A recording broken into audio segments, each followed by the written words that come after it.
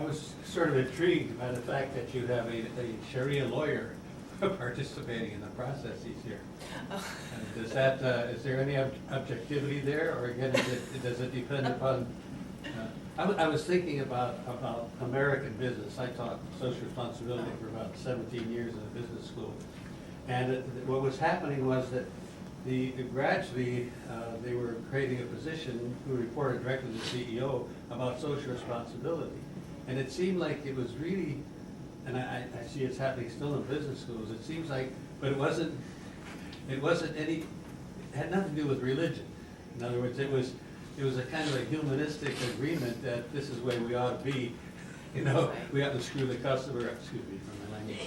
And so I was just wondering about who, I know we have laws and all of that kind of stuff, you know, but who, I guess, I was thinking, I have a video, and it's on Judas, and I have one for all the religions that I teach. And in one of the scenes there, the rabbi says, I'm first a Jew, and then I'm a doctor, he says. And I'm a doctor because I have to feed my family. And I'm thinking, if you don't have any moral principles, then everything goes. I'm first a Jew, I'm first a Muslim, but then if there's confusion in the Muslim community or the Christian community, then where do you go? In other words, so much of it seems likewise. As much as said you gave up on it, Raj. In other words, where do you go if you don't have some objectivity in terms of what's good in the tradition and what's bad? But I'm just trying to figure that out in my own head. Excuse me for the wandering and meandering. No, you ought to be able to handle that one.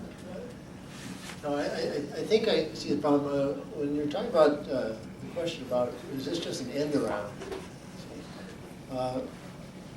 This has been a huge problem in Christianity. If you want to read an enjoyable book sometime, comedy in some ways, read Blaise Pascal's The Provincial Letters. When he goes after the Jesuit casuists, who he thinks are laxists, just trying to do all kinds of end arounds to have a relaxed conscience, and they're not bound by anything. But a couple of weeks ago, this person I mentioned in the talk, Kathleen Caveney, she was precisely arguing for the need for a type of casuistry in certain situations. And I think what casuistry does at its best is help people to try to be as faithful as they can in difficult circumstances to their deepest faith and moral convictions. Because we lived in a very mixed world. You see, the Amish would not have the same kinds of needs for casuistry that I think somebody trying to engage in the world is. So there's a book you might read sometime or look at by a guy named Johnson and Toolman, called The Abuse of Casuistry. The casuistry. Would you just explain casuistry? Casuistry, yeah, casuistry works kind of in a sense two ways. It's basically applying particular principles to cases. The most famous one, perhaps, is the principle of double effect. You see, it operates in all kinds of self-defense. Thomas Aquinas says, look, if somebody's going to come after you, you can repel that person with force and maybe kill that person. And it has two effects. One is the saving of your life. The other is the death of the assailant. Now, you don't intend the death of the assailant, but it happens. And so there's all kinds of more refinement on that principle. But it has to do with how do you justify collateral damage in bombing, stuff like that. I mean, it's not a small matter.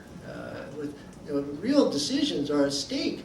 Using drones in Afghanistan and Pakistan. These are serious matters, and how do you think these things through? So basically casuistry is trying to start with moral principles and apply it to cases, but it can also work the other way. You have a particular tough case, and you see what kinds of principles might arise or emerge or be applied there.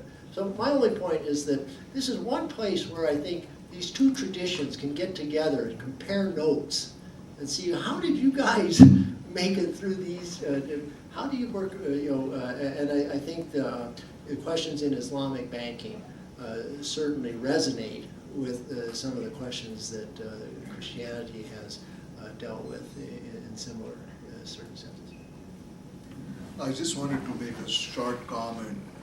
A lot of work in this area has been done by the Pakistani Sharia court. We have several legal systems in Pakistan. One of them is the Sharia legal system, and they are judges and well-trained and well-educated, and they have provided a lot of the reasoning behind various things. Yes, please. I have a question in regards to, or in line with what Dr. Razaki said was, you know, could this be a facade for what it really is? Who are the regulators? Who are the ones, you know, watching over that this is really Sharia compliant activity? Right, yeah, that's a good question. And this is also where the idea of diversity in interpretation comes in. And I mentioned the major markets to you, the GCC, Gulf Cooperation Council, the Arabian Gulf countries, Malaysia, and the United Kingdom.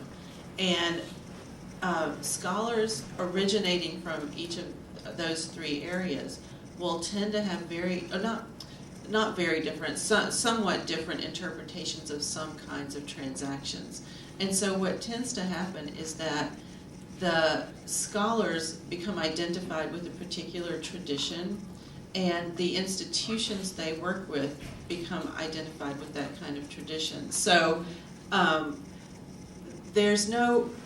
other problem is there's no regulatory body that gives, say, a consequence for violating Sharia standards, because the Sharia standards can be interpreted differently in different situations. So it is not arbitrary, but it is confusing, and one reason why you need to know the Islamic scholars and how they interpret, to know if the people you're doing business with are going to tend to interpret the financial structures in a way that resonates with your own interpretation. So it's very confusing, and there is no regulatory body. There's a regulatory body that provides standards, but they don't have any, there are no consequences if you violate the standards, no formal legal consequences. I think if there are regulatory bodies, they are national bodies, so particular countries have particular oversight boards, perhaps, but none at the whole religious level. Right. And the standards differ from one country to another, or from Sunni to Shias?